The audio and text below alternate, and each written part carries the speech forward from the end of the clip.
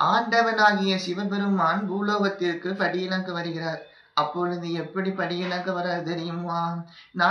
திணை எடுத்து சுவாமி திணை எடுத்து இந்த நாடு எல்லாம் படியிழந்தார். ஒலக்கா திணை எடுத்து சுவாமி திணை எடுத்து இந்த உலகம் எல்லாம் படியிழந்தார். மரக்கா திணை எடுத்து சுவாமி திணை எடுத்து இந்த மக்களுக்கு படியிழந்தார்.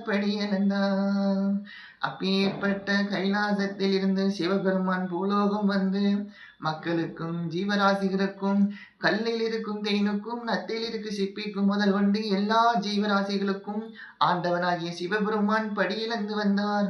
அப்பேற்பட்ட நாட்டிலையும் நல்ல நாடா, நாவலர்கள் புகழும் நாடா, கோடமால பொழியும் நாடா, குளிந்த தெஞ்சல் வீசும் நாடா, அங்கு இஞ்சி பிஞ்சி பூக்கும் நாடு, இருவாச்சி மலரும் நாடு, தேனிருந்து தேஞ்சொரையும் வருஷம் ஒன்று பூவிலையும் மாதம் ஒன்று மலை பொழியும் அப்பேற்பட்ட நாடுதான் நாகலோகப்பட்டணம்.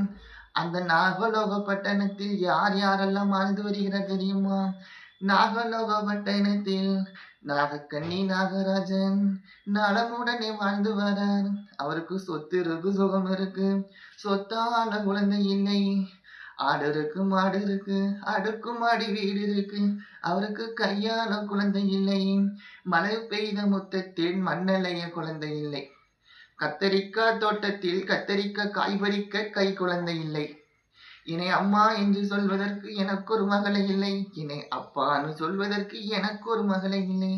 40 வயதும் கடந்தாச்சு, நல்லதோர் நடக்க நமக்கு ஒரு குழந்தை இல்லையே. அப்பேற்பட்ட நாகக்கண்ணியும் நாகராஜனும் மனம் வருந்தி சிவபெருமானை நோக்கி தவம் இருக்கின்றார்கள். அப்பொழுது கைலாசத்தில் இருந்து சிவபெருமான் கூட அன்றைக்கு படியிழக்க பார்வதி வந்திருக்கின்றார்.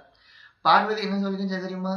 அத்தான பகவானே, இன்னும் நாகக்கண்ணி நாகராஜா குழந்தை இல்லா நேரத்திலே 12 கால வருஷமா தவம் இருக்கின்றார்கள்.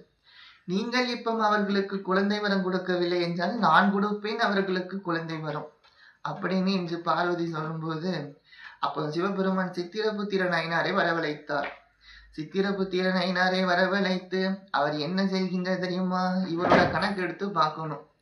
நம்மளுடைய கணக்கெல்லாம் சித்திரபுத்திர நயினார் கிட்ட தான் இருக்கும். அப்போ சித்திரபுத்திர நயினார் கணக்கு எடுத்து பார்க்காரு.